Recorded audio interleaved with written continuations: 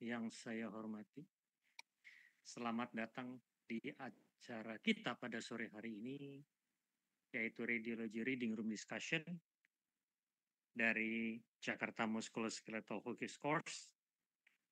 Dan kita ketemu lagi sesuai dengan jadwal bulanan kita, yaitu untuk bincang-bincang dan konsultasi kasus mengenai kasus-kasus muskuloskeletal berdasarkan pemeriksaan radiografi konvensional.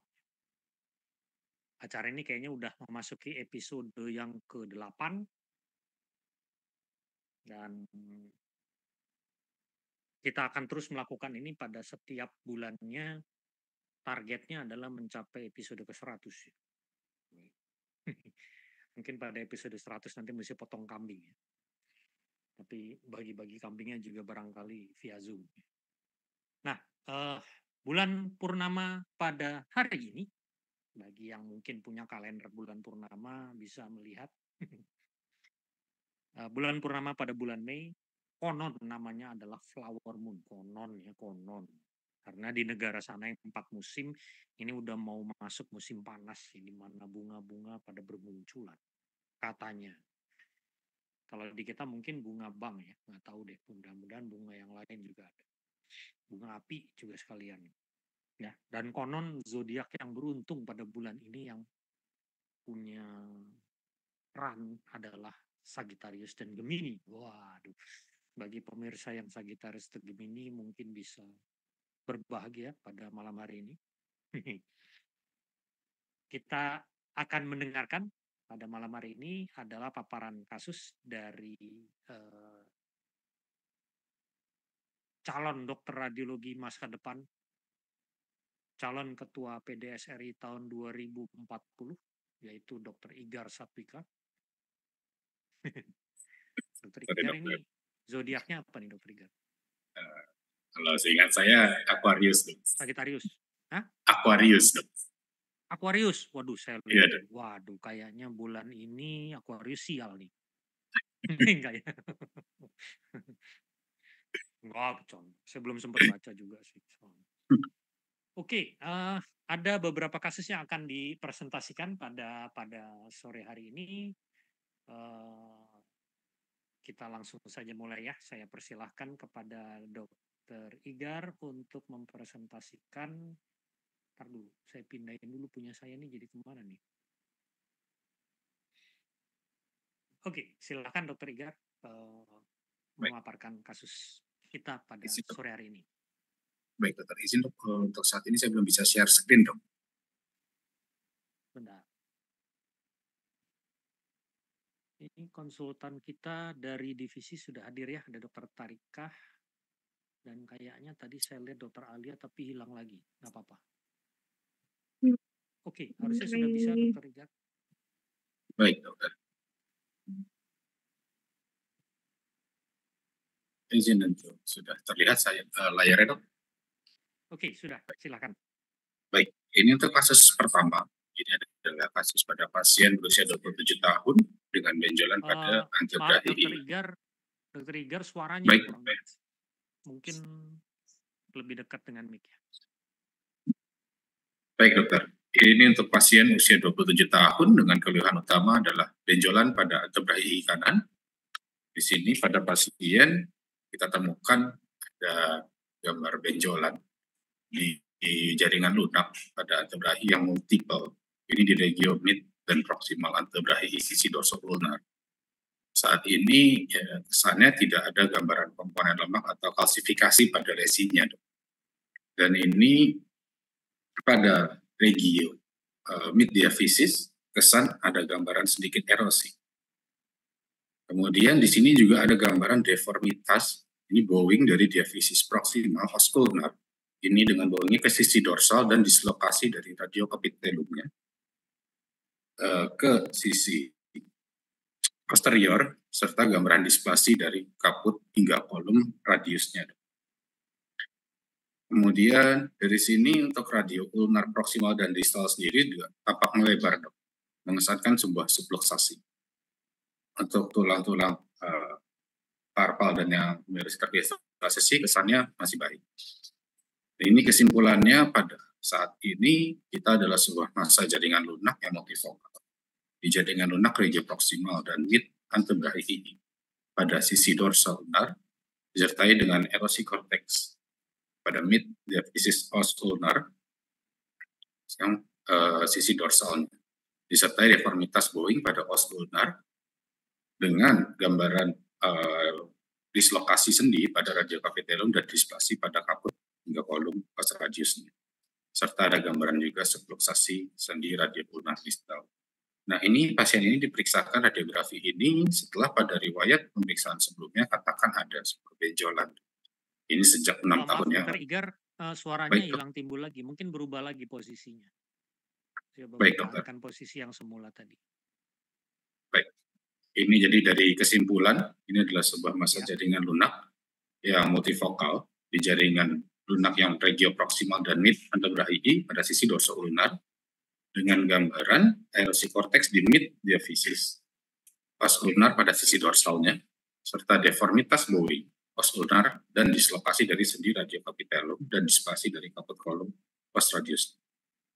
Kemudian di sini juga suaranya mulai hilang timbul lagi, kayaknya kamu berubah lagi suara. Dr. Marcel di saya kayaknya jelas, cukup jelas, tapi suara Dr. Marcel jauh. Oh, suara saya malah yang jauh. Oh. Coba sebentar ya. Suara saya jelas kan ya, Igar? Terdengar jelas, Dr. Tarki. Oke. Iya, suaranya Tarki jelas. Suaranya Igar tadi kayak naik turun. Suaranya Dr. Marcel juga di saya jauh, Dr. Marcel. Oke, coba kalau ini gimana? Sama aja? Izin, Dok. Sama, oke. Sebentar saya ganti dulu. Oke, kalau suaranya ini gimana? Nah, ya jelas. Terdengar jelas, dokter. Oke, terima kasih. Jadi ceritanya begitu ya, Igar ya. Jadi kasus ini dikirimnya datangnya dengan benjolan ya. Betul, boleh mungkin informasi dulu, Dr. Igar bisa informasi dulu pada saat dikirim untuk foto itu klinisnya apa tulisnya? Baik, jadi pada klinisi menginformasikan katakan ada benjolan ini sudah berlangsung selama 6 tahun, dokter. Dengan jadi masalah, ya, jadi masalah pada pasien ini adalah dengan benjolan, ya. Betul, yang membuat dia datang dan difoto adalah benjolan. Betul, dokter. Betul ya. Nah, sementara kita di sini kan melihat bahwa selain benjolan ada temuan-temuan lain gitu ya. Nah, ini yang tadi dipaparkan oleh Dr. Igar tadi. Selain benjolan di 2 tempat juga ada bowing deformity dari os ulnanya ya, betul ya.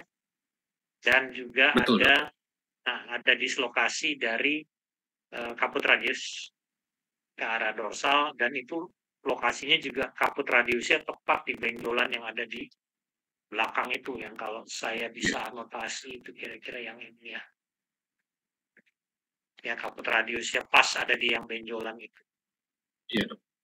Baik, tentunya kalau menemukan hal seperti ini, barangkali ada beberapa konfirmasi yang harus kita lakukan kepada klinisi. Ada informasi nggak, Dokter Igar, kalau kita melihat, kita kesampingkan dulu benjolannya ya. Kira-kira untuk tulang ulna dan tulang radiusnya ini ada ceritanya? Silakan. Baik, dokter. Jadi untuk pasien ini dikatakan katanya ada riwayat kecelakaan, dok. Ini tahun 2017. 2017 berarti 7 tahun lalu. Iya, betul, dokter. Sekitar 7 tahun lalu ini pasien dengan riwayat terjatuh dari motor. Dan dikatakan benjolan ini setahun setelah kejadian kecelakaan itu, 2018 itu muncul, dok. Oh, jadi benjolan ini tidak segera munculnya dikatakan setahun setelah kecelakaan, dokter, izin. Oh ya. Pada saat kecelakaan itu ada informasi nggak? Betul, tidak segera setelah kecelakaan, dokter. Baik. Gimana, Dokter Igar?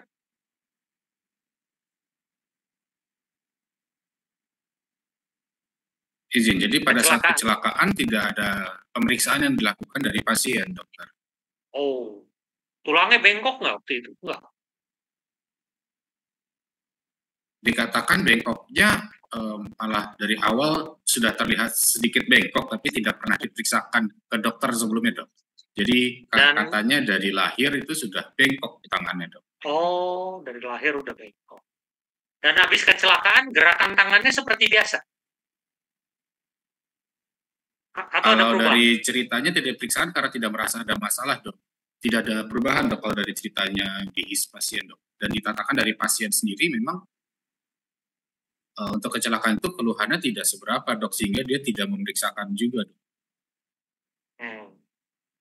Baik, jadi kira-kira di sini kita melihat ada dua macam perubahan ya. Yang satu adalah benjolan dan yang kedua adalah deformitas dan juga ada dislokasi. Ada tiga ya. Ada tiga kelainan yang pertanyaannya tentunya apakah ini berhubungan atau tidak. Dan kalau tidak kira-kira apa itu kira-kira. Mungkin saya bisa minta pendapat dari Dokter Parika dulu, silakan Dokter. Ya, Dokter Iger ini jadi tangannya kalau menurut pasiennya ini kanan kiri sama. Untuk dari keluhannya dari pasien yang bengkok kanan kiri sih, dok. Kanan kiri bengkok. Iya, dok. Dan ini dari lahir. Dari kecil. Iya, dok. Wah ya, emang ini kayak kita berhadapan dengan dua nih, Dokter Marcel. Kayak ada proses kongenitalnya dan ada proses yang mungkin acquired ya, yang benjolannya itu. Gimana nih Dokter Marcel kalau lihat dari sini? Ya memang seperti ada ini ya, seperti ada apa? Congenital dislocation of radial head ya, kalau lihat dari sini ya. Iya, kalau kita dengar ceritanya sih memang kelihatannya tidak berhubungan ya. Karena artinya sebelum dan setelah kecelakaan pasien bahkan tidak berobat, berarti buat dia tidak masalah. Berarti artinya sebelum kecelakaan besar kemungkinan ini udah ada ini. Sehingga sudah dianggap sebagai sesuatu hal yang biasa oleh pasien. Dan yang kita juga bisa menduga ke arah sana, apabila ini memang betul ceritanya dari dulu sudah bengkok seperti kata pasiennya, maka kita bisa lihat memang perubahan yang terlihat pada os radiusnya memang seperti udah lama ya.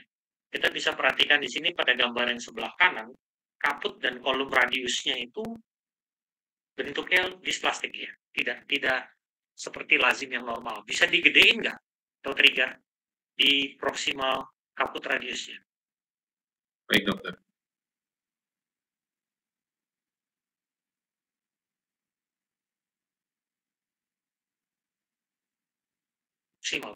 Nah, itu. Nah, kita tahu kalau secara anatomi normal tentu bentuk selain posisinya pindah ke belakang, tapi bentuk kaput dan kolomnya itu kan tidak seperti itu ya. Lebih mengkotak dan lebih jelas antara kaput dan langsing di kolomnya. Harusnya kan seperti demikian bentuknya. Sementara ini ada perubahan yang menunjukkan bahwa ini kayaknya bukan terjadi. Ini prosesnya sudah lama. Ini yang harusnya kan seperti ini. Foot dan kolom itu kan harusnya begitu. Tapi yang ini jadi kayak bentuknya kayak seolah dia tidak pernah dapat pressure. Ya. Berarti memang dislokasi ini sudah lama. Dan kalau kita bandingkan dengan ulnanya, yang bengkok ulnanya sehingga radiusnya relatif jadi lebih panjang. Karena radiusnya kelihatannya tidak ikut bengkok. Sehingga dia menjadi relatif menjadi lebih panjang dan mungkin dislokasi itu terjadi pelan-pelan. Itu ceritanya gimana kira-kira Dokter Parika? Mungkin ada ini, ada ya, pandangan. kalau misalnya ini kan apa congenital dislocation gini kan memang biasanya kita lihat ya itu dari ininya ya, lihat apa dia tuh ada perubahan dari perkembangan normal di anatomi gitu, sehingga dia dislok, terus tadi seperti dibilang Dokter Marcel, jadi nggak ada tekanan ke daerah radial head-nya, sehingga dia bentuk radial head itu kalau kita lihat di sini kan dia jadi ini ya, jadi apa, displastik gitu. Terus yang pada akhirnya nanti akan mempengaruhi dari perkembangan si ulnanya, makanya si ulnanya terus jadi boi. Tapi apa itu kira-kira satu paket dengan deformitas ulnanya? Iya, biasanya kayak gitu, Mas. Dia satu paket sama si deformitas ulnanya, dan biasanya juga malah kita bisa melihat apa di daerah humerusnya juga. Nah, kalau kita bicara di sini kayaknya larinya lebih ke arah pediatric imaging. Nah, kalau emang karena ulnanya bengkok sehingga pada saat orangnya bertambah panjang tumbuh, maka radiusnya otomatis akan lebih panjang dari ulnanya sehingga dia jadi keluar dari posisinya semula. Pertanyaannya adalah ulnanya bengkok itu kenapa kira-kiranya?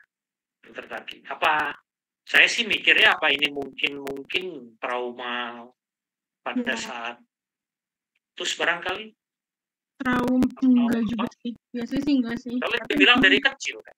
Bengkok iya dari kecil dulu sih, cuma maksudnya kalau ngeliat kayak gini memang kelihatannya ya karena emang pertumbuhannya itu kan harusnya radius ulna itu kan jalan bareng ya pertumbuhan.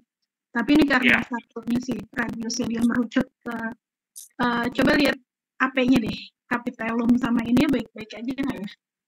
Capitellum sama si trochleanya, karena biasanya kan harusnya radius kan dia pegangannya sama si capitellum kan, maka harusnya dia capitellumnya itu juga bentuknya beda gitu sama yang normal. Nah kalau kita lihat di sini kan dia kayak lebih datar ya ininya juga si dan si trochlea-nya juga kalau kita lihat kan biasanya trochlea kan kelihatan bener ya dokter Masal bentuknya dia kelihatan kayak cekungannya si trochlea itu kelihatan kan. Di sini kan kita kalau kita lihat dari epicondyle yang lateral, kemudian dari capitellumnya, ini kan juga bentuknya kayak displastik gitu, jadi nggak sempurna sehingga hubungan antara itu juga tidak sempurna sehingga si radial head-nya dia waktu lahir dia belok jadi di swap dan kemudian itu pada akhirnya mempengaruhi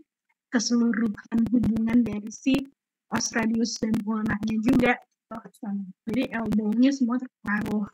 Dan memang biasanya sih katanya harusnya bilateral gitu seringannya. Nah ini yang kayak gini nih yang udah sampai dia dislok sampai ke posterior ini juga kayaknya udah yang grade-nya lumayan ini ya. Udah sampai posterior gitu. Nah, ini memang ada ini juga ya, iya kelihatannya sih mungkin gitu. Tadinya saya pikir apa barangkali ini trauma pada saat lahir barangkali ulnanya sehingga kemudian dia bowing deformity itu emang dari kecil barangkali. Apakah bisa begitu ya? Nggak tahu juga ya. Soalnya yang saya lihat di ulnanya nggak ada yang hal-hal seperti hal tertentu yang membuat dia bengkok dia. Jadi kayak developmental gitu ya, maksudnya bengkok pelan-pelan dia bengkok gitu kan, jadi bukan ya kalau bengkok karena osteokondroma kan bengkoknya khas ya. HME ekstostosis itu.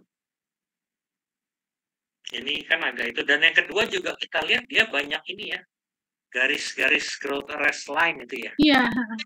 Kalau kita lihat dari lateral, coba Igar di zoom yang, nah itu. Nah di sini kita bisa melihat ada garis-garis di intra tulangnya. Ini ya. Itu kalau tidak salah Dr. Tarki, saya lupa ingat dikoreksi ya, namanya Harris line atau Park line. Harris line kalau nggak salah ingat ya, growth arrest kan. Ya. Artinya dalam pertumbuhan terdapat hambatan di situ sehingga dia sempat ossify tapi terus numbuh lagi. Nah itu kan kebetulan ya kelihatannya pas di area yang bengkok ini. Tapi habis itu korteks medulanya ya tetap bagus lagi seperti biasa.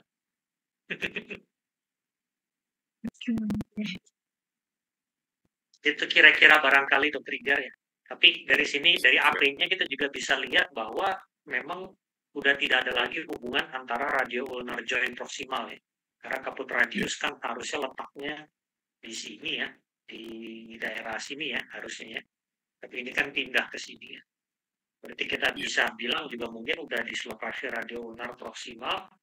Distalnya bagaimana, Dr. Igar? Kalian terbentuk tuh. Terbentuk sih, Dok. Cuma jadi ini ya, jadi apa? Jadi ulnar positif malah di sini ya. Ya, positif ulnar biasanya dia ulnar negatif soalnya kalau ini. Kalau ya, tapi kayaknya mungkin karena radiusnya lebih panjang, otomatis dia jadi lebih iya beda ketinggian. Dan di sini juga yang kita lihat ini apa bentuk deretan dari tulang-tulang karpalnya juga jadi agak lain. Jadi kayak blueprint balik. Dan kalau kita lihat itu scaphoid kayak nggak scaphoid. Sorry. Mana? Coba ke bawahin lagi Dr. Igar. Kalau kita lihat ke situ kan juga kalau kita lihat ini scaphoidnya kayak bentuknya nggak ini ya, kayak hipoplastik kesannya. Iya. Jadi kalau tidak salah yang disebut sebagai adaptive carpus ya. Bagian dari carpal instability karena bentuk V-shape dari tulang-tulang bristpal row 1 ini. Dan lunatumnya juga seperti kayak jadi ada menyudut begini nih. Ini juga adaptive carpus ini artinya dia adaptasi dari tulangnya terhadap perubahan struktural yang ada. Jadi itu makin menguatkan bahwa ini memang perubahan yang terjadi sudah kongenital atau dari kecil ya. Nah, tapi tentunya jadi kita bisa beranggapan bahwa perubahan ini nggak ada hubungannya dengan benjolan ya, Dr. Taki ya? Harusnya sih nggak ada ya, karena kalau secara ininya umumnya gitu epidemiologinya biasanya sih dia tidak disertai gitu, tapi ya mungkin disertai dengan kelainan kongenital. Cuma kalau melihat sini sih kayak bukan kongenital ya. Dr. Igar, ada informasi sekarang kita pindah topik ke benjolannya. Gimana ceritanya untuk benjolannya? Udah berapa lama tadi katanya? Baik, jadi untuk benjolan ini munculnya setahun setelah kecelakaan. Ini muncul jadi 6 tahun lalu. 5 tahun berarti, Dok. 5 tahun. Iya. Oh, dia baru berobat sekarang? Karena merasa terganggu, Dok. Sebelumnya tidak sebesar ini. Oh. Jadi membesar lambat ya, kalau 5 tahun segini. Betul, Dok. Dan ini benjolannya juga sudah sempat dioperasi dan di PA-kan, Dok. Hasilnya sebuah video. Gimana pernah dioperasi? Sorry. Gimana pernah dioperasi? Betul, Dok. Benjolan di PA, Dok. Kan dioperasinya.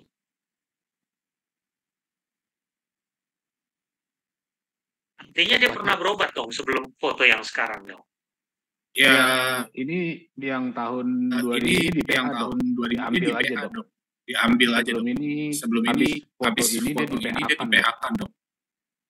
Oh, kok Igar suaranya double-double ya? Ada 2 on ya? Yang satu juga nggak mute itu. Sudah, Dok. Aja. Gimana? Jadi dioperasinya kapan? 2022 saat awal dia memeriksakan ini, Dok. Oh, jadi dia udah periksa 2 tahun lalu. Setahun lalu berarti, Dok. Di 2022 akhir.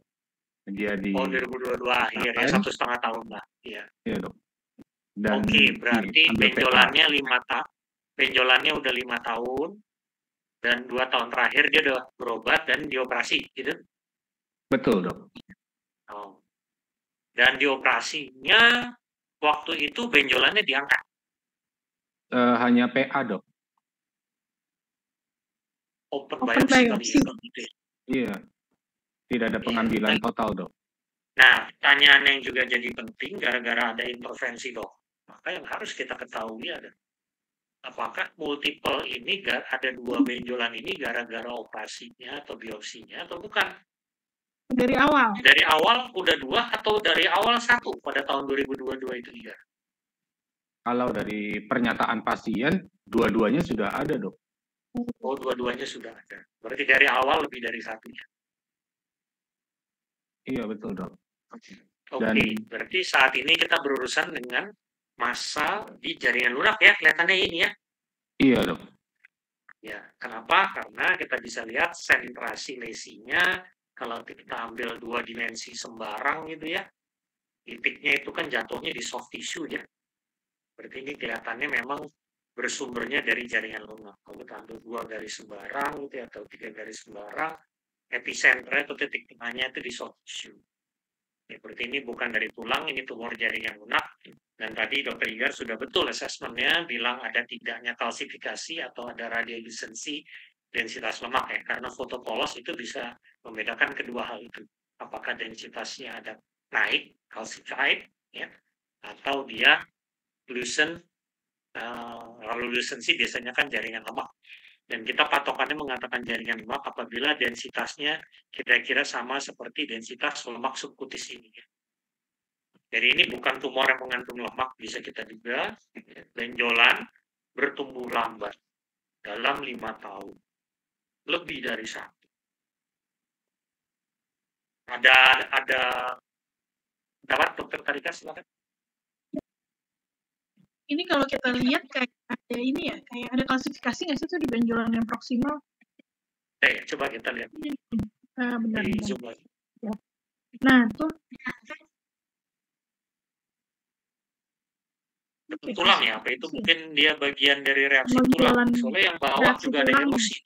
Iya, yang bawah kan jelas nih karena ada erosi. Cuma di sini kan nggak jelas kelihatan erosi, tapi kalau di pinggir ada kayak itu, kayak apa? Klasifikasi. Ya. Pasien umur berapa? Saat ini usia pasien 32 tahun. Ada penyakit lain yang mendasarinya karena massa dengan ada klasifikasi tipis-tipis itu di jaringan lunak itu bisa topus pada gout. Yes. Tadi ada ke arah situ nggak, Igar? Kalau dari lab yang menandakan gout sih belum diperiksakan ya dok. Belum diperiksa. Belum dok. Nggak, soalnya lokasinya itu loh, Dr. Igar, Dr. Marta, yang di proksimalnya. Itu kan salah satu lokasi yang predileksi untuk gout juga kan. Fokus. Iya. Daerah bursa oleh gigi kan. Iya. Ya. Dan pada usia muda sih kadang bisa juga ada, meskipun tidak lazim ya, tapi bisa ada juga sih. Pada yang emang punya gangguan dari enzim urikase ya, kan bisa ada hiperuresia ini juga. Oke, tapi tentunya kita juga tetap terbuka pada DD lain ya, karena ini saya rasa masih pemeriksaan foto polos saja, jadi mungkin masih terbuka pintu untuk hal-hal lain. Tapi tadi Igar kalau nggak salah sempat sebut udah di biopsi ya? Betul dokter. Hasilnya apa? Neurofibroma dok. Neurofibrom. Betul dok. Neurofibrom memang di jaringan lunak dan bisa lebih dari 1 dan memang jinak ya. Cuma masalahnya di neurofibrom itu biasanya adalah tumornya bandel ya. Jadi mudah sekali kambuh. Ya. Jadi kalau kasus kayak silakan Dr. Parki. Kalau melihat multiplicity mah bisa ya kayaknya Dr. Marcel, maksudnya masuk ke dalam DD juga gitu, bahwa nggak semata-mata kita berpikir metabolik aja, tapi juga tumor pun ada yang neoplasma juga ada gitu yang multiple. Ya, jadi lesi jaringan lunak multifokal bertumbuh lambat. Itu kita bisa pikirkan antara bisa topusnya gout, tapi juga kalau neoplastik itu neurofibrom juga termasuk ya. Dan biasanya kalau neurofibrom maka langkah selanjutnya adalah MRI biasanya ya, karena kita harus menentukan seluas apa dan ada di mana aja, apa jangan-jangan ada juga yang kecil di tempat sebelah-sebelahnya yang nggak boleh ketinggalan itu, karena treatmentnya adalah white excision antara lain. Kalau ngangkatnya nggak bersih, apa lagi? Itu jadi benar-benar masalah ekstensi itu perlu diperhatikan. Tapi setidaknya dari foto polos ini informasi yang bisa kita berikan adalah bahwa benjolan ini tidak berhubungan dengan deformitas tulangnya ya. Dan juga karakterisasi dari benjolan ini sebenarnya dapat kita pertajam analisisnya dengan informasi klinis yang lengkap seperti tadi. Untung datanya lumayan lengkap ya, Igar ya. Alhamdulillah. Kalau enggak agak-agak bingung juga. Tapi kita juga bisa lihat ada erosi tulang, tapi kecil kan erosinya ya. Dan mungkin untuk benjolan yang udah 5 tahun sih wajar aja kalau ada erosi segitu ya. Ada yang mau ditambahkan untuk kaki sebelum kita ganti kasus? Udah bisa bungkus di sini. Kenapa? Ya, nggak ada dokter Marcel nih kayaknya sarannya gitu ya. Nah, itu ada pertanyaan nih. Iya, dari pemirsa. Metakarp. Coba. Nah, coba di zoom yang di bawah. Coba itu kelihatan cuma segitu ya. Pada pasien ini ada foto manusia dok, izin saya perlihatkan selanjutnya dok. Baik. Bagus sudah foto manusia.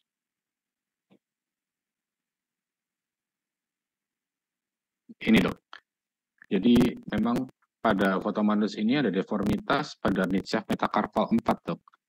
Yang dok di sini dan kemudian di sini di distal intervalang yang nomor 4 di sini curiga kesan subluxasi dok. Dan di distal yang intervalang 4 itu yang jadi kayak deformitas fleksi gitu. Iya dok, deformitas bisa fleksi. Bisa di zoom. Dan nggak cuma itu, tapi di jari 4 itu jaringan lunaknya juga tebel itu. Iya. Berarti neurofibrom juga ada di situ. Mungkin. Sama di level MCP4, metacarpophalangeal. Iya. Tisu ini maksud saya kan, kalau kita perhatikan di sini, bentar saya coba anotasikan. Ini ada lesi yang soft tissue yang tebalnya kira-kira segini. Dan yang satu lagi kayak di ini ya.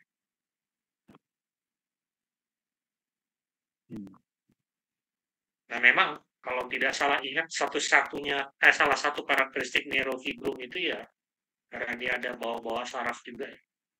Biasanya emang baris berderet. Ini kan di ipsilateral kan ini ya, di tangan yang sama ya. Iya dok. Nah tapi yang jadi pertanyaan tadi, yang di dalam tulang itu, kira-kira bisa kita zoom ke situ. Yang di dalam tulang. Oh, deformitas, baik. Oke, Dr. Igar, kalau deskripsikan lesi ini, deskripsinya kira-kira gimana yang di tulang? Untuk pada tulangnya saat ini, kami menggambarkannya deformitas midshaft pada metacarpal 4, dok. Dengan gambaran ada penebalan pada MCP4 dan Bukan. Kita nggak ngomong yang ini, yang tulangnya aja. Oh, tulang. Kami bilang deformitas, dok. Di sini, dok. Tapi kelihatan ekspansif ya. Oh. Dan satu hal yang penting diingat, internal strukturnya bagaimana? Apakah lesi litik besar, geografik, seperti kista? Kayaknya enggak ya. Dan apakah dia justru blastik? Enggak juga ya. Tapi kelihatannya memang dia ada struktur korteks dan medula yang enggak normal di dalamnya. Bukan korteks dan medula normal. Kalau itu adalah misalnya deformitas akibat patah tulang misalnya, yang kemudian dia nyambung, tapi terus kemudian ada tulang yang menghubungkan di situ seperti kondisi pasca fraktur, itu biasanya dalam jangka panjang dia akan remodeling, nggak jadi langsing lagi ya. Tapi lepas dari itu pun korteks medulanya rapih kayak tulang normal. Ini kan kelihatannya enggak ya. Iya dok. Gimana dokter Taki? Ada pendapatnya dokter Taki mengenai yang lesi tulang? Itu berdekatan dengan ibunya nggak sih? Enggak ya? Nggak ada benjolan yang di dekatnya dokter? Agak ke distal dok, benjolannya dok. Distalnya ya? Soalnya kok kayak lesinya kayak dominan di kortikal nggak sih? Lihat proyeksi keduanya aja. Kita bisa punya impresi kortikal atau tidak kalau dua proyeksi. Nah. Di dalam kayaknya tuh. Dalam. Cuma kortikalnya kayak. Coba zoom deh. Di zoom yang lateral. Ya. Nah.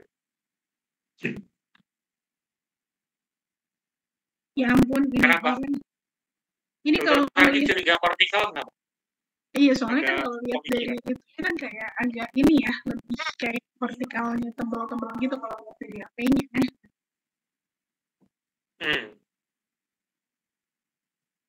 Bukan kayak dia ngebelah gitu loh. Apa maksudnya? Vertikalnya, kemudian dia kayak apa bentuknya tuh jadi begini.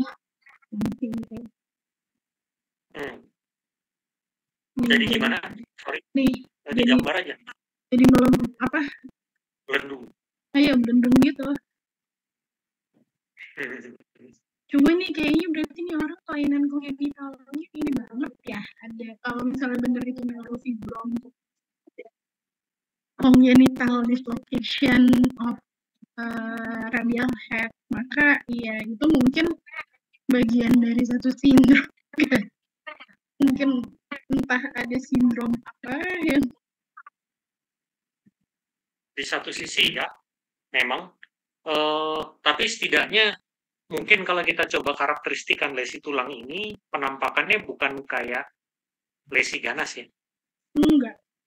Nah, penampakannya seperti lesi jinak. Jadi mungkin bagi sejawat yang lain yang kalau berurusan dengan kasus seperti ini biasanya aturan mainnya itu sama masih ya sampai sekarang.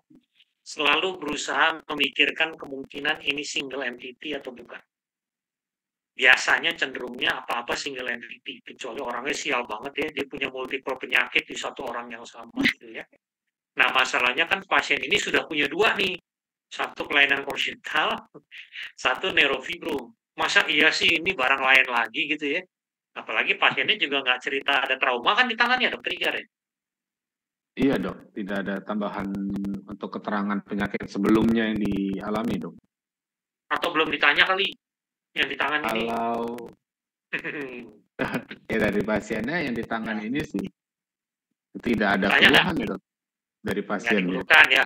Nggak ada keluhan, bisa jadi pasiennya menganggap itu biasa. Iya. Artinya kayak sudah lama. Buktinya dia datang dengan benjolan, bowing lengannya dia nggak keluhan kan, karena dia nganggap itu udah biasa. Iya dok. Nah ini yang kadang harus kita ingat, karena kadang-kadang kalau dianggap biasa, pasien dia nggak akan bilang gitu. Jadi mungkin solusinya adalah bisa digali informasi lebih lanjut. Harusnya berasa benjol di kalau metakarpal 4 begitu ya. Jadi dicari tahu kepada pasien sejarahnya gimana untuk yang ditangani. Siap dokter. Nah kalau kita memikirkan single entity, kalau kita lihat di literatur memang ada yang namanya intraosseous neurofibroma. Dan karena neurofibrom bisa terjadi multiple, makanya mungkin ada baiknya itu menjadi pertimbangan juga sebenarnya. Meskipun terus terang saya juga nggak banyak pengalaman dengan intraosseous neurofibrom, tapi itu bisa hal yang secara logis yang masuk akal.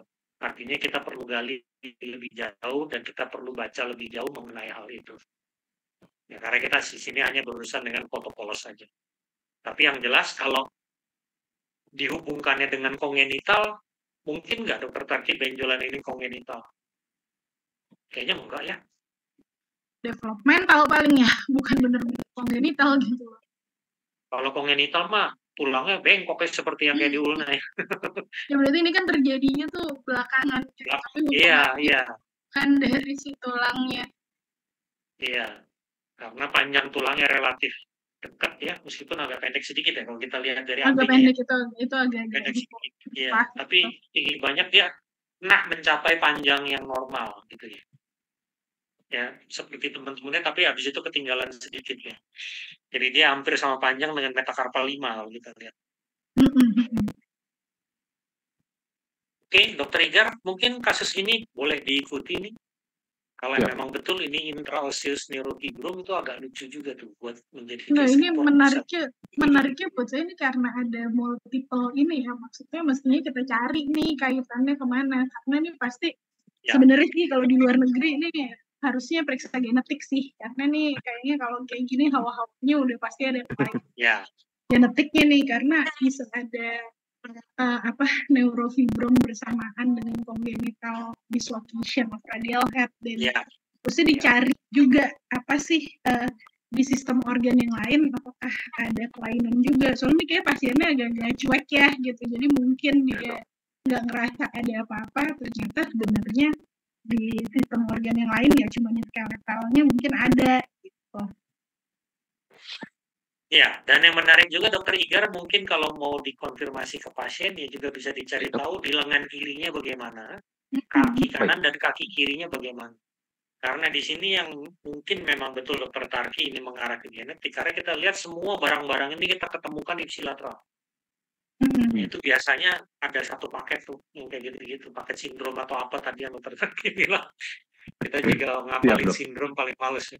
Iya, nggak usah diapalin itu. Iya, cari. Jangan juga ngapalin sindrom. Oke, langkah selanjutnya gimana Dokter Igar pasien ini? Saat ini pasien mungkin lebih baik dilakukan sebuah MRI dok. MRI atau paling sederhana mungkin juga bisa ultrasound. Oh iya, siap dok. Ya, setidaknya dari ultrasound kita bisa mendapatkan struktur internal dari benjolan-benjolan soft tissue itu apa? Apakah semua barang ada 4 macam nih ya? Satu di MCP, satu di jari, dua di antebrahi. Iya, dok. Apakah semuanya strukturnya sama? Internal structure. Yang kedua, tentu karakterisasinya apakah murni solid, homogen, yang makin menguatkan kita itu benign. Atau ada struktur-struktur lain di intralesi yang perlu kita waspadai. Dan tentu kalau udah benign ya paling gampang di biopsi ya. Kalau solid homogen ya biopsi, tapi biopsi udah dikerjakan ya. Iya, Jadi mungkin kita bisa klarifikasi yang lain-lainnya. Maksud saya yang biopsi yang mana? Benjolan yang mana yang di biopsi Dok Riga? Yang di siku apa yang di antebrahi? Yang di biopsi yang di siku dok. Nah, di siku. Kalau yang di siku udah ketahuan PA-nya apa, maka kita bisa ultrasound bagian siku diadu dengan yang antebrahi dan yang di jari. Kalau karakteristik internalnya secara ultrasound sama, maka amat sangat mungkin 99,9% itu semua adalah barang yang sama. Jadi kita nggak usah tahu jauh mikir ke yang lain-lain lagi. Dan tentunya habis itu ya kalau mau ditangani secara komprehensif ya di MRI ya. Kira-kira demikian. Siap dokter. Dan khususnya MRI juga akan membantu untuk evaluasi yang di intraosseous tadi, metakarpal. Oke, saya rasa cukup ya, Dokter Taki, Dokter Alia. Ada mau komen nggak? Tapi dia nggak ada. Oke. Pertanyaan udah dijawab ya? Iya. Baik, terima kasih atas untuk kasusnya. Jadi kelihatannya datang dengan benjolan, tapi ternyata ceritanya jadi panjang ya. Satu kasusnya kita bisa ini ya, panjang ceritanya. Iya, tapi setidaknya meskipun kasusnya agak nyeleneh, tapi di sini yang kita belajar adalah mind mapping ya. Bagaimana cara berpikirnya dalam menelaah hal-hal seperti ini. Apakah ada hal yang mesti kita tanya lagi ke pasiennya? Atau ada riwayat spesifik yang mau kita konfirmasi di dalam rekam medis ya, ke dokter yang mengirim ya, mengenai kronologi timbulnya ya, dan juga mengenai telah dari literaturnya untuk lesi-lesi yang model seperti ini yang kaitan kongenital dan benjolan dan sebagainya. Mudah-mudahan bisa membantu ya dari sesi sore hari ini. Kita lanjut ke kasus berikut. Silakan Dokter Igar. Baik dokter. Izin untuk melanjutkan ke kasus berikutnya. Ini seorang wanita 32 tahun. Ini riwayat post-op ada tumor tulang. Awalnya kecurigaan osteokondroma, dok. Sekarang yang kami miliki di sini datanya adalah post-operasi. Ini dia terakhir memeriksakan di tahun 2023. Sayangnya, data pada pasien sebelumnya di bawah 2023 tidak ada, dok. Jadi di PEX tidak ada, dan di pasien sendiri yang dimiliki hanya yang ini dok, yang post-op. Nah, Oke, jadi kita klarifikasi dulu. Nih, jadi pasien ini dikirim dengan informasi post-op itu. Ini maksudnya post-op ini dokter yang ngirim yang post-op atau beda dokter nih dengan riwayat yang dulunya? Jadi kalau dari ceritanya, pasien sudah dioperasi di sini dok, di RSCM. Tapi tidak ada laporan operasi, tidak ada gambaran sebelumnya juga, dok. Ya, nggak apa-apa. Itu kita tahu terjadi di banyak rumah sakit ya. Itu dunia realita memang begitu, banyak hal-hal aneh yang terjadi ya.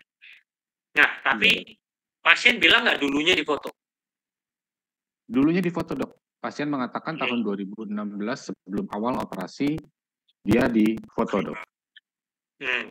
Dan waktu itu dia bilang ada benjolan. Ya, benjolannya di Pada saat regio sebelum operasi, maksud saya, sebelum operasi. Iya, Dok. Benjolan di regio fibula di sebelum operasi. Benjolan sebelum operasi di bagian fibulanya, belakang, Dok. Keluar dalam arah belakang, dokter. Benjolannya menghadap ke posterior. Benjolannya menghadap ke posterior. Di tulang dikatakan awalnya di fibula, Dok. Diafisisnya, Dok. Oh. Oke. Terus gimana ceritanya? Oh, maaf. Operasi tahun berapa? Maaf, dokter. Ini pasiennya di lokasi yang sama seperti benjolannya, Dok. Ini bone graft, Dok. Iya, Dok. Ini bone graft, Dok. Kaget, Igar. Wah, ini penting nih. Karena kalau kita membuat analisis dan reporting kasus gini, kalau nggak tahu persis ceritanya, bisa runyam nih. Karena pada kasus ini ada intervensi orang.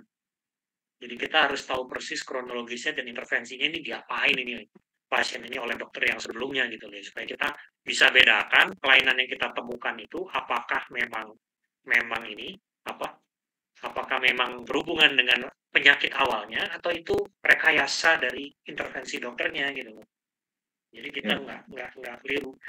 Nah, apalagi sekarang fotonya nggak ada, laporan operasinya nggak ada, gitu ya. Jadi ya. Iya, Dok. Nah, pasien sendiri ceritanya habis dioperasi gimana? Sembuh. Habis benjolannya muncul lagi itu berarti ada benjolan hilang. Iya, Dok, ada benjolan hilang, Dok. Itu dulu yang harus dipastikan. Jadi artinya benjolannya benar sudah diangkat. Iya. Ya kan? Iya, Dok. Ya, hilang. Habis itu timbul lagi berapa lama setelah operasi? Jaraknya 3 tahun setelah operasinya, Dok. Jadi di 2017 dioperasi, tahun 2020 kesan ada benjolan muncul lagi, Dok. Benjolan muncul lagi. Di tempat yang dioperasi atau beda? Di tempat yang dioperasi, Dok. Nah, operasinya sendiri di bagian mana? Kan pasien harusnya bisa lihat ya. Skarnya di mana? Di posterior ostibia, Dok. Di posterior ostibia. Iya, Dok. Posterior? Skarnya ya, operasinya ya. Saya lihat post-opnya kayaknya jaringan lunak posteriornya kayak damai-damai aja. Tapi kalsifikasinya heboh banget ya. Dan lesi tulangnya malah di depan. Itu anterior. Nggak nyambung. Ini harus diklarifikasi lagi nih nanti ya, Dokter Igar. Ini kira-kira yang di depan itu ceritanya gimana? Kalau pasien bilang belakang, mungkin yang dia maksud sekarang kali benjolnya di belakang. Tadinya bukan ya. Nah ini barangkali kita harus perhatikan di sini. Karena kalau kita lihat, coba di zoom deh yang proyeksi lateralnya. Baik, Dok. Apa yang Igar lihat di sini, Dok? Kalau yang saya lihat di sini kesannya ada gambaran lesi padat radio opak, Dok. Ini kesannya berlobulasi di posterior ostibia, Dok. Sambil ditunjuk. Oh iya. Nah ini, Dok. Ini pada berlobulasi. Ya. Dan ini kesannya ada batasan dengan korteks pada ostibianya, Dok, di sisi posteriornya. Lesinya sendiri berbatas tegas. Iya, Dok. Dan sangat dens, ya. Iya, Dok. Ya, di jaringan lunak ya. Ya kan? Di proyeksinya lesinya ya, dominan di jaringan lunak ya, proyeksi jaringan lunak. Oke. Selain itu ada lesi apa lagi? Saya melihat di bagian depannya juga sini, Dok, di sisi anterior ostibia. Kayak plastik juga. Iya, Dok, lesi plastik ya. Berbatasnya. Tapi sekitarnya batasnya nggak gitu jelas, mulai agak jelas lah yang depan ya. Tapi yang di belakangnya sini ada litiknya ya? Iya. Atau bukan? Bisa jadi. Ya. Nggak, jangan lihat itu dulu. Lihat ini dulu. Nah, tapi dari sini kita bisa melihat apa nih? Bahwa lesi yang di depan dan yang di belakang itu berhubungan atau tidak? Tidak berhubungan kalau dari gambaran radiografinya, Dok. Enggak kan ya? Karena ada sebagian posterior cortex tibia yang kayaknya normal. Betul nggak? Iya, Dok. Iya. Nah, jadi yang kita perlu tahu sekarang ini adalah rekayasa yang dilakukan operasi terdahulu itu yang mana? Posterior atau anterior? Karena dua barang ini nggak berhubungan. Masa iya loncat? Terus Apa emang gede? Awal ada dua. Gimana? grafnya ditaruh mana ya? Grafnya ini dari Itu kan atau emang cuma di osteotomi aja biar panjangnya tetap sama gitu setelah dia apain. Itu kan kemungkinannya ada dua kan, entah dia ngambil graf atau emang di osteotomi. Nah, itu graf itu bisa kita ketahui dari defek di os fibulanya ya. Karena os fibula biasanya dipotong, dikorbankan untuk jadi graf tulang mengisi dari defek di lesinya. Biasanya pada konteks itu lesinya artinya dikerok. Dikerok kemudian diisi oleh graf itu harusnya. Kalau di sini nggak kelihatan. Jangan-jangan yang di anterior cortex itu grafnya ya?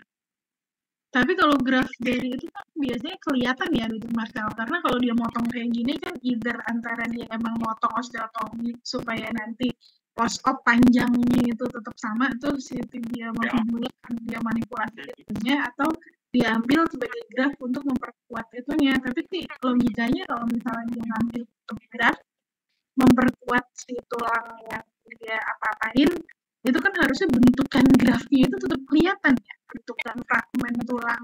Kok ini nggak kelihatan cuma kayak gitu. Tapi kalau kita berandai-andai ya, seandainya itu memang betul graf, maka dengan menimbang posisinya, seandainya dulunya ada lesi di situ dikerok kemudian dipasang graf, menurut saya itu masuk akal.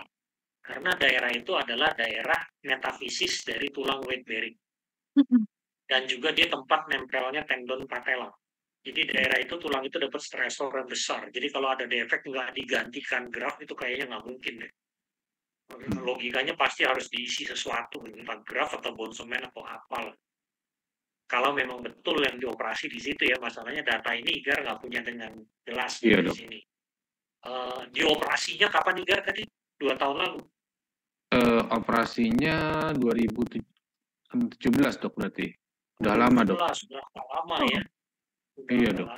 Dia merasa mulai benjolan lagi 3 tahun setelah operasi. Di 2020 muncul. Ya. Nah, pertanyaan berikut, pasien umur berapa? Saat ini usia pasien ini dia. Di sini dia usianya 40. Jangan ditayang, woi, nggak boleh ditayang. Maaf dok. Jangan ditayang. Itu ini pasiennya tadi, bukan pasiennya itu. Itu pasiennya tadi. Kata pasien ketayang kamu bisa ditangkap nanti yang baru masuk. Maaf dok. Ini 48 tahun dok. 4 kan? 48. Benar? 48? Dok, saya confirm. Tadi kayaknya di slide sebelumnya kamu ada umurnya, bukan? Tinggal mundurin aja, lihat slide belakang. 32 dok, maaf dok. Jauh amat 48 ke 32 nih. Wah. Nah, jadi kalau dia 2017 berarti dia umur berapa waktu itu? Berarti sekitar umur 26-27 dok. 26-27 kira-kira ya. Oke. Nah sekarang coba kita lihat AP-nya nih. Tadi kita lihat lateral mulu soal. Ada informasi apa nih AP-nya? AP-nya boleh di zoom? Berapa coba lihat? AP-nya boleh di zoom? Ya. 344. Nah di sini kita lihat overlap tentunya antara lesi yang di posterior tadi di soft tissue. Ya, sehingga kita nggak begitu lihat jelas, tapi kita bisa lihat antara lain di korteks metafisis tibia bagian medial yang ini kelihatannya tebal ya deteksi. Yang menunjukkan ini ada reaksi barangkali di situ dan di sini ada screw. Berarti ini adalah daerah yang dimanipulasi ya. Berarti mungkin daerah ini yang bekas dipasangin graf itu kali ya Dr. Talki. Ya mungkin. Cuma sekarang karena udah begitulah adanya kali ya, bentukannya udah begitu. Oke. Baik. Jadi kira-kira dari sini mungkin kita bisa berasumsi, tapi tentunya jangan asumsi doang ya. Kalau ketemu kasus seperti ini, kita tetap harus konfirmasi. Apa yang harus dikonfirmasi, Dr. Igar? Kita mesti pastikan apa, Dr. Igar? Yang pertama harus dikonfirmasi laporan operasi dan hasil PA sebelumnya, Dok. Ya.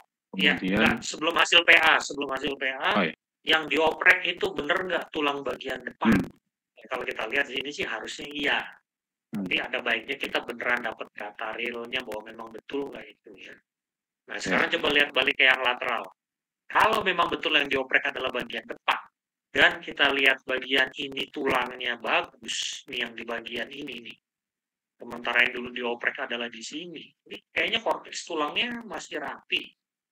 Ya kan, trabeculae juga di sini rapi. Artinya barang ini barangkali dulu nggak diapa-apain. Atau ini baru muncul belakangan 2 tahun terakhir. Artinya barang ini munculnya 2020 barangkali. Yeah. Nah, artinya mesti dipastikan ke pasien. Ini benjolan yang sekarang bener nggak maksudnya sama dengan yang di belakang. Karena kalau kita lihat juga di bagian depan ini juga ada benjol. Nah, mengingat yang di belakang ini tertanam di dalam otot, di bawah otot, barangkali belum tentu dia nyadar nih ada benjolan, karena masih ada soft tissue di sini ya. Jangan-jangan dia maksud benjolan lagi itu yang di depan, Dr. Igar. Nggak mudeng sama yang ini. Kalau dari keluhannya sih, Dok, karena keluhan dari pasien itu dia mengeluhkannya tidak bisa menekuk lutut, Dok. Nggak bisa menekuk. Iya. Berarti bukan karena benjolan. Tadi katanya datang keluhan pasien ada benjolan. Iya, Dok. Keluhannya tapi progresif dan saat ini dia nggak bisa menekuk lutut. Jadi emang kayaknya di posterior yang dikeluhkan yang terbarunya, Dok. Bukan, maksud saya keluhan pasien berobat itu adalah karena ada benjol. Iya. Awalnya benjolan, Dok.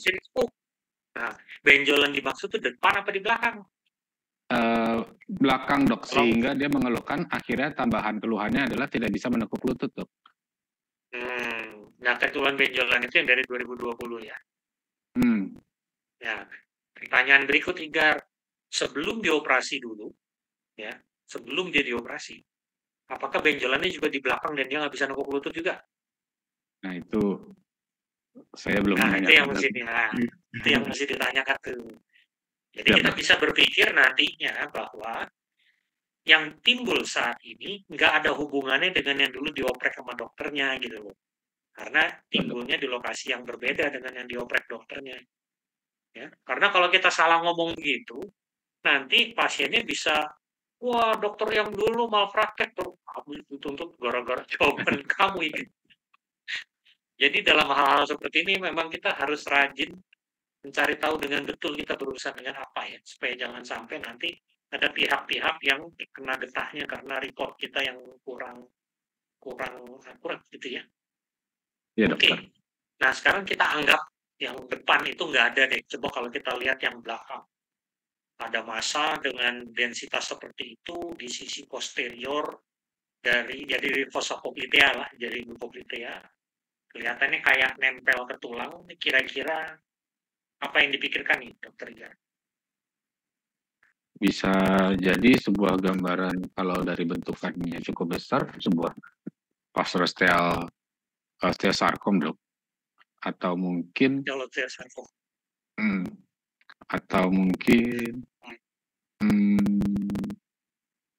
apa bisa mungkin sebuah osteokondroma? Enggak. Siap, Dok. Enggak sih. Osteokondroma tuh harus ada korteks dan medula. Siap, Dok. Paling beda yang lain adalah di mana kamu melihat ada kalsifikasi di soft tissue. Ya bisa macam-macam. Soft tissue kalsinosis itu bisa antara lain misalnya itu apa? Soft tissue kalsinosis karena deposit kristal hidroksiapatit. Meskipun biasanya nggak sebesar ini. Ya, atau kalau itu mencapai kulit, kadang-kadang skleroderma juga bisa, tapi itu biasanya di tangan, bukan di sini. Ya, tapi saya rasa mungkin yang mesti kita waspadai yang kamu bilang pertama, parosteosarkom, karena ini osteosarkom, jadi nggak main-main. Yeah. Kenapa kamu bilang parosteosarkom? Bentukan lesi dan kepadatan lesinya sih, Dok. Dan karena memang karakteristik dari sebuah parosteosarkom yang saya tahu cukup lama progresivitasnya, Dok. Jadi lebih cocok, Dok. Ya, dia low grade malignant. Dan Iya, Dok. penampakannya juga sangat dens biasanya dengan batas tegas dan cenderung yang kayak nempel paralel dengan tulang Iya, Dok. yang di dekatnya. Dokter Taki ada pendapat? Ya, kalau kita harus nyingkirin yang jelek dulu kan pasti kita mesti nyingkirin yang malignan itu ya, mengingat gambar kayak di posterior dense banget, ada ininya, ada si dia nempel ke korteks kayak gitu ya. Emang sih untuk yang paling aman jangan sampai dilepas diagnosis parastol deltaton supaya nggak kecolongan, nanti klinisinya juga jadi kecolongan dan akhirnya melakukan unplanned tindakannya, ternyata ntar baliknya repot lagi tuh urusannya. Apalagi nih pasien sebelumnya sudah pernah diubek-ubek dengan kita nggak tahu sebelumnya itu apa gitu kan. Tuh mesti lebih hati-hati lagi. Tapi kalau dilihat yang di anterior tuh juga kok mirip-mirip ya gitu lesinya, densitasnya dengan yang di posteriornya. Iya, dan kayak ada lucency di daerah batasan lesi dengan tulang. Kayak string sign dari parostel ya. Iya, Dok. Dan parostel juga secara epidemiologi memang umurnya agak sedikit di atas dari osteosklerotum yang lain. Dan parostel juga bisa ya karena dia low grade ya, membesarnya dalam waktu dia bilang benjolan 2020 ya? Iya, Dok. Itu 4 tahun ya? 3 tahun plus. Iya, 3 tahun plus, Dok.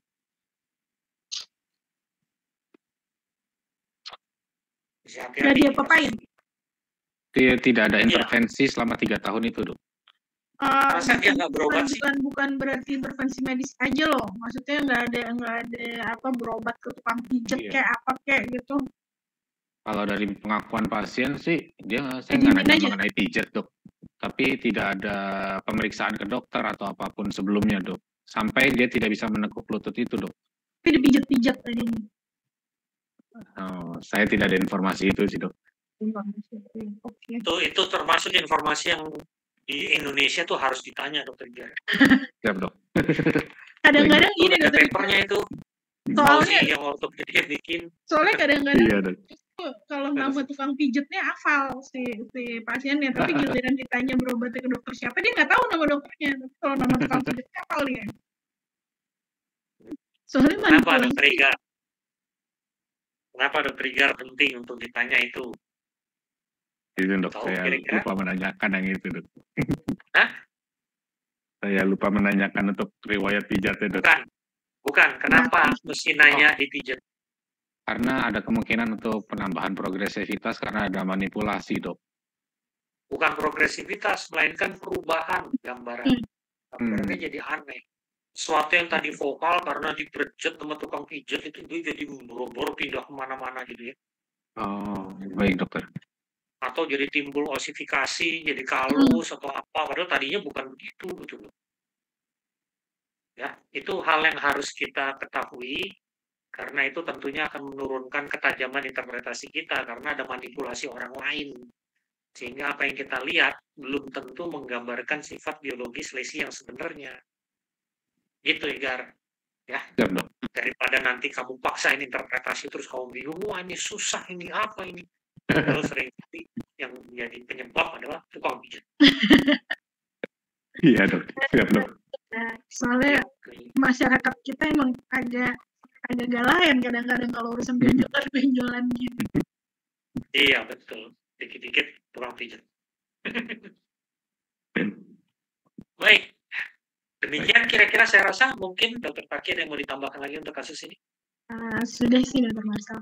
Kayaknya teaching point-nya udah tersampaikan. Ya, jadi artinya kalau kita menemukan kasus seperti ini sebagai catatan untuk dibawa pulang dari sesi sore ini, tentunya nomor 1 kita harus selalu ingat imaging yang dilakukan itu ditujukan untuk diagnostik awal atau follow up. Itu yang penting ya. Karena begitu follow up harus lihat foto lama. Kalau nggak ada foto lama itu kita jadi nebak-nebak. Kalaupun tidak dapat foto lama, cari tahu informasi yang sebenar-benarnya, entah dari pasien atau dari rekam medis atau dari apa. Karena manipulasi seseorang terhadap gambaran muskuloskeletal itu bisa sangat membingungkan buat kita yang baca foto. Yang mana sebenarnya kebingungan itu bisa teratasi kalau kita lihat foto sebelumnya seperti apa. Ya, dan masalah di sini secara khusus kita lihat pada contoh kasus ini adalah banyak data yang hilang. Entah data yang mungkin dokter Igar belum tanya, atau yang memang kita nggak bisa dapat datanya. Nah, itu tentu nanti perlu hati-hati dalam membuat reportnya dan dikomunikasikan dengan baik kepada dokter yang mengirim ya, supaya dokter mengirimnya juga tahu bahwa telah kita itu memang karena ada missing information yang membuat kita nggak bisa seakurat seperti biasanya. Itu hal yang penting ya, supaya nanti antar dokter jangan sampai nggak ada saling menyalahkan. Nah, di sini tentunya ada riwayat yang hilang, yaitu apakah lesinya yang di awal, yang di depan, atau yang di belakang, dan ceritaannya lesi yang di depan dan yang di belakang itu bedanya apa. Dan bagaimana pasca operasinya, karena foto pasca operasi juga nggak ada ya dokter Igar ya? Iya, tidak ada dok, datanya Ya, biasanya hilang. kan pasca operasi pasti difoto tuh sebagai baseline untuk follow-up tahun-tahun berikutnya, biasanya begitu. Nah, kita tentu tidak bisa berharap semua rumah sakit ideal ya, karena ada aja kadang terjadi hal-hal seperti ini. Nah, itu juga antara lain missing information yang kita perlu waspadai. Tapi dengan keterbatasan informasi yang kita punya, ya tadi diskusinya kira-kira kita seperti ini mengarahnya ya. Bahwa bisa jadi yang di depan dan di belakang ini juga sesuatu yang berbeda, dan juga ceritanya tentu perlu diperdalam lagi ya. Tapi kemungkinan yang ada kira-kira seperti yang tadi sudah kita bahas. Baik. Demikian, saya rasa mungkin karena kita sudah lewat dari jam 6, ini kasusnya cuma kasusnya menantang soalnya dokter Marcel. Iya. Satu kasus langsung dapat 2 kelainan tuh tadi. Waduh. Iya. Iya, tapi setidaknya mudah-mudahan bisa membantu pola pikir kita ya. Iya. Jangan kecil hati dulu karena semuanya sebenarnya logis. Ya, jadi kalau kita bisa lebih teliti dan lebih hati-hati dalam menelahnya, setidaknya kita tahu apa yang dilakukan. Dokter Igar boleh off screen? Saya rasa mungkin kita bisa akhiri sesi pada sore hari ini. Terima kasih banyak saya ucapkan kepada para pemirsa yang sudah hadir dan ikut menyimak. Semoga sesi sore hari ini memberikan manfaat untuk kerjaan sehari-hari kita semua. Saya ucapkan terima kasih kepada Dokter Igar atas presentasinya pada terima kasih juga dokter. Dan juga kepada Dokter Tarika yang telah hadir sebagai konsultan. Terima kasih Dokter Tarki dan kepada semua sejawat sekalian. Saya ucapkan terima kasih dan selamat malam. Kita bertemu lagi pada bulan purnama yang berikut. Selamat malam, selamat beristirahat. Sampai jumpa lagi. Terima kasih. Terima kasih. Banyak dok.